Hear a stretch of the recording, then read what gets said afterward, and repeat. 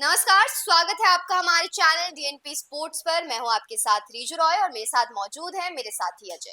IPL 2025 का नौवां मुकाबला खेला जाएगा मुंबई इंडियंस और गुजरात टाइटंस के बीच और आज की इस वीडियो में हम बात करेंगे फैंटेसी 11 को लेकर। आपको बताएंगे वो चार टीम जो आप अपनी फैंटेसी 11 में शामिल कर सकते हैं। उससे पहले बात करेंगे पिच रिपोर्ट की, बात होगी मौसम के मिजाज की। ये मुकाबला खेला जाएगा अहमदाबाद में, तो अजय से जानते हैं अजय क्या रहने वाला है पिच का मिजाज। बिल्कुल देखिए, पिच के मिजाज की हम बात करें उससे पहले मैच के बारे में थोड़ी सी बात कर लेते हैं। ये नौवां मुकाबला है, नरेंद्र मोदी स्टेडियम में खेला जाएगा और इस मुकाबले में वो दो टीमें खेलेंगी या वो दो टीमें होंगी जो अपना पहला मुकाबला जो है हार कर आ रही है। मुंबई इंडियंस को चेन्नई सुपर किंग्स के हाथों हार का सामना करना पड़ा था। तो वहीं अगर हम बात करें गुजरात की, तो गुजरात पंजाब किंग्स के हाथों हार कर आ रही है और गुजरात ने जो मुकाबला गवाया था वो इसी मैदान पर गवाया था। तो पंजाब किंग्स से हार कर आ रही है 11 रनों से और उधर पे वो 4 विकेट से हार गई थी मुंबई इंडियंस। तो दोनों टीमों के लिए जीत बहुत जरूरी है और अभी अगर आप देखेंगे तो ये कह पाना बहुत मुश्किल है कि कौन सी टीम का पलड़ा जो है वो भारी है। हेड टू हेड आंकड़ों में हमें पता चल जाएगा कि किसका पलड़ा भारी है, लेकिन वो हेड टू हेड आंकड़े थोड़े अलग है क्योंकि गुजरात की कप्तानी हार्दिक पांड्या करते थे। पिछले सीजन शुभमन को दी गई है। वहां पे पहले रोहित किया करते थे, पिछले सीजन हार्दिक को दी गई है। तो तमाम चीजें हैं जो जिनके कोई मतलब, जैसे कुछ चीजें होती है जिनका कोई मतलब नहीं होता, सेंस नहीं होता, लेकिन फिर भी वो आंकड़े होते हैं, वो बैक ऑफ द माइंड खिलाड़ियों के चल रहा होता है। अब हम ज्यादा देर ना करते हुए पिच की बात कर लेते हैं, क्योंकि पिच के मिजाज से ही हमें पता चलेगा कि कैसा अब कैसे प्लेयर्स आपको लेने हैं।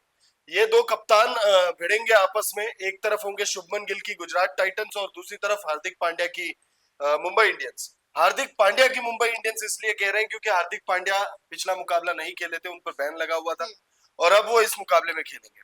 पिच की बात करें तो अहमदाबाद की नरेंद्र मोदी स्टेडियम की पिच आमतौर पर बल्लेबाजों के लिए अच्छी मानी जाती है। इस स्टेडियम में गेंद अच्छे से बल्ले पर आती है, गेंद अच्छे से बल्ले पर आती है। तेज आउटफील्ड होने से रन बनाना आसान हो जाता है। देखिए ये भी बहुत इंपॉर्टेंट पॉइंट है कि तेज आउटफील्ड है वहां पर। तो अगर बैट पर गेंद अच्छे से आएगी और बल्लेबाज ने अगर उसे अच्छे से टाइम कर दिया तो चौका मिल सकता है आराम से। पिच लाल मिट्टी की होने की वजह से बल्लेबाजों को शॉट खेलने में मदद मिलती है। उसके बाद अगर आप देखेंगे तो यहाँ उछाल एक समान रहता है, तो गेंद मतलब बल्लेबाजी बहुत आसान है। अभी तक की जो पिच रिपोर्ट है उसमें ये साफ है कि बल्लेबाजी आसान है। हालांकि तेज गेंदबाजों को शुरुआती ओवर्स में थोड़ी मदद मिलती है, खासकर अगर गेंद को सही जगह डाले। यानी वो जो लाइन और लेंथ वाली बात होती है अक्सर, कि गेंदबाजों के लिए लाइन और लेंथ बहुत इंपॉर्टेंट होता है। वो टप्पा अगर उसको पकड़कर चले तेज गेंदबाज तो उनको मदद मिल सकती है।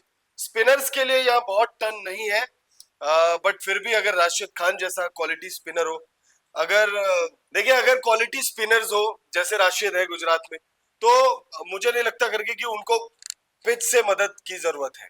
वो मदद निकाल लेंगे, वो मदद जो है वो किसी भी मैदान पर ले लेंगे। जो डेड पिच होता है ना, वहां पर भी राशिद खान अगर गेंदबाजी करेंगे तो मुझे लगता है वो वहां से मदद ले लेंगे। अब हम लोग बहुत जो दूसरा सबसे अहम फैक्टर है, ये फैक्टर नंबर 2, मौसम का मिजाज कैसा है। मौसम का मिजाज वैसे फैंटेसी टीम में इसका उतना कोई खास असर नहीं होता, लेकिन इस इस वाले रिपोर्ट में दो चीजें बहुत इंपॉर्टेंट होती है। एक तो बारिश की संभावना है या नहीं, और दूसरा कि ह्यूमिडिटी कितनी रहने वाली है। तो ह्यूमिडिटी अगर आप देखेंगे तो 8% ह्यूमिडिटी है, बहुत ज्यादा ह्यूमिडिटी नहीं है। हालांकि अगर आप देखेंगे अहमदाबाद में तो वहां पर सेकेंड इनिंग में ओस की समस्या होती है। मैच नंबर 9 में मौसम विभाग ने अनुकूल मौसम रहने का अनुमान जताया है। 36 डिग्री मैक्सिमम टेम्परेचर है, 22 डिग्री मिनिमम टेम्परेचर है। तो ये दो अभी तक जो हमने आपको फैक्टर्स बताए, एक पिच का मिजाज और दूसरा मौसम का मिजाज। अब हम आगे बढ़ते हैं हेड टू हेड आंकड़ों पर।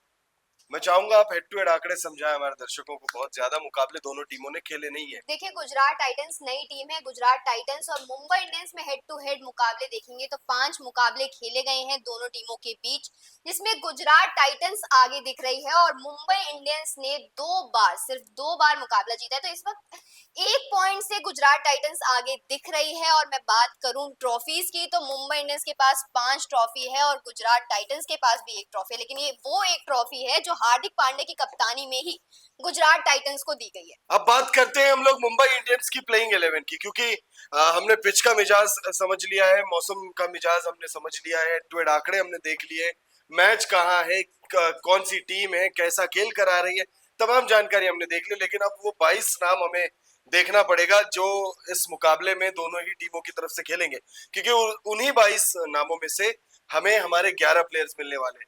तो अगर आप देखेंगे तो रोहित शर्मा और विल जैक्स जो है वो ओपन करते हुए दिखेंगे, रायन रिकल्टन होंगे, सूर्य कुमार यादव, तिलक वर्मा, नमन धीर, हार्दिक पांड्या की वापसी हो गई है। हार्दिक पांड्या पिछला मुकाबला बैन लगा था इन पर एक मैच का, तो वो नहीं खेल पाए थे। फिर दीपक चाहर है, मिचेल मार्श है, ट्रेंट बोल्ट है, सत्यनारायण ना राजू। यहाँ पर एक नाम जो आपको भी लग रहा होगा कि मिसिंग है, तो वो तो इम्पैक्ट प्लेयर के तौर पर आएंगे। हालांकि हमने जो फैंटेसी टीम बनाई है वो आपको पता चल जाएगा कि हमने उन्हें रखा है या नहीं रखा है।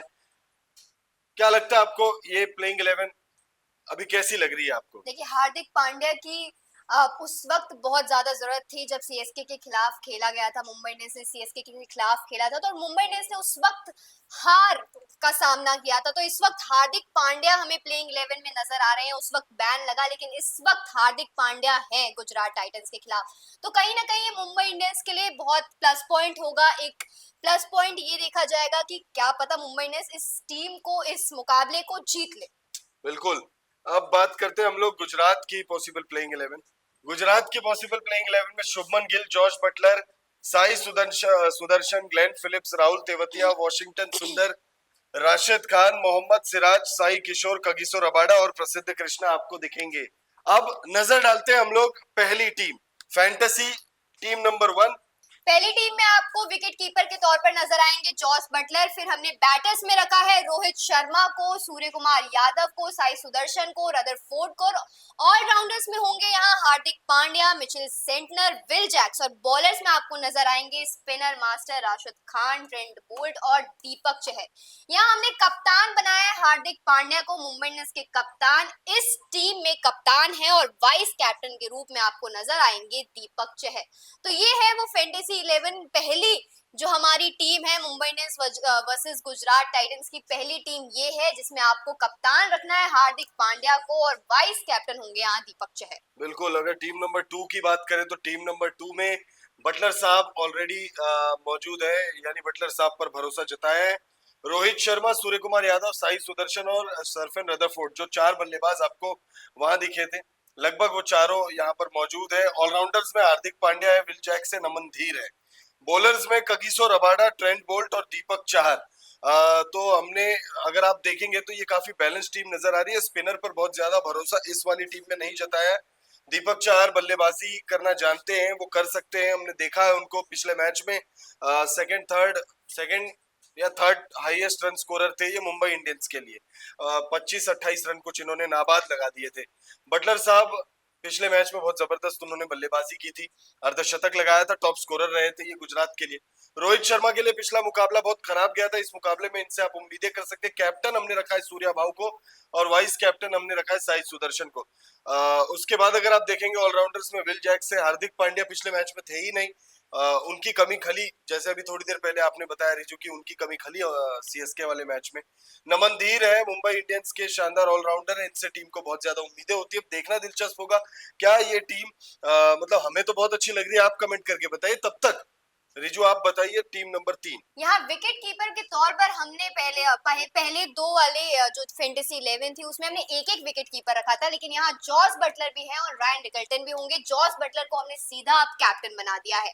बैटर्स पे ध्यान दें तो रोहित शर्मा होंगे, सूर्य कुमार यादव, साई सुदर्शन, ये तीनों एकदम आपको कंसिस्टेंट नजर आ रहे होंगे। और यहाँ एक नया नाम है तिलक वर्मा का, मुंबई इंडियंस के तिलक वर्मा। और फिर ऑलराउंडर्स की बात करें तो हार्दिक पांड्या है, मिचेल सेंटनर है, विल जैक्स है, फिर रिपीटेड आपको खिलाड़ी नजर आ रहे होंगे। बॉलर्स में यहाँ पर हमने कगिसो रबाडा को रखा है और ट्रेंट बोल्ट को। जैसे कि पिच रिपोर्ट में बात हुई थी कि यहाँ बॉलर्स को ज्यादा मदद नहीं है और बैटर्स को ज्यादा मदद है, तो आप देखेंगे कि पूरा इस वक्त अगर ये तीसरे फैंटेसी 11 की बात करें तो ये बैटर्स से भरा पड़ा है। मतलब हमने यहाँ वाइस कैप्टन रखा है साई सुदर्शन को और कप्तान बना दिया है जॉस बटलर को। बिल्कुल, और टीम नंबर 4 की अगर हम बात करें तो टीम नंबर 4 में वही जॉर्ज बटलर और रायन रिकल्टन 2 विकेट कीपर है, कैप्टन जॉर्ज बटलर है इस टीम में। उसके बाद अगर आप देखेंगे तो रोहित शर्मा, शुभमन गिल, सूर्य कुमार यादव और तिलक वर्मा। यहाँ शुभमन गिल एक नए एंट्री हो गए, रोहित शर्मा और चारों टीम में है, सूर्या भाऊ भी है, तिलक वर्मा पिछले पिछले टीम में भी थे और if I am not wrong पहली टीम में भी थे। ऑलराउंडर्स में अगर आप देखेंगे तो हार्दिक पांड्या, मिचेल सेंटर और विल जैक्स को हमने रखा हुआ है। राशिद करामती खान बॉलर्स में और ट्रेंट बोल्ट है बॉलर्स में। बहुत ज्यादा बॉलर्स पर हमने भरोसा नहीं जताया क्योंकि ऐसा लग रहा है पिच रिपोर्ट को देखते हुए भी कि यहाँ पर रनों की बारिश हो सकती है। मौसम विभाग ने तो बारिश की कोई चेतावनी जारी नहीं की है, लेकिन रनों की बारिश हो सकती है। गेंद बल्ले पर अच्छे से आएगी और बल्लेबाज जो है इसमें रन बनाने में कामयाब हो गए। टीम नंबर 4 की बात करें तो बटलर कैप्टन हो गए और वाइस कैप्टन है सूर्या भाऊ। तो ये है वो 4 फैंटेसी टीम जो हमने आपके लिए लेके आए हैं। आपको इन चारों में से कौन सी टीम बहुत बढ़िया लगी हमें कमेंट बॉक्स में जरूर बताएं, और आपको इस टीम में कोई खिलाड़ी मिसिंग लग रहा है ये भी कमेंट बॉक्स में बताना ना भूलें।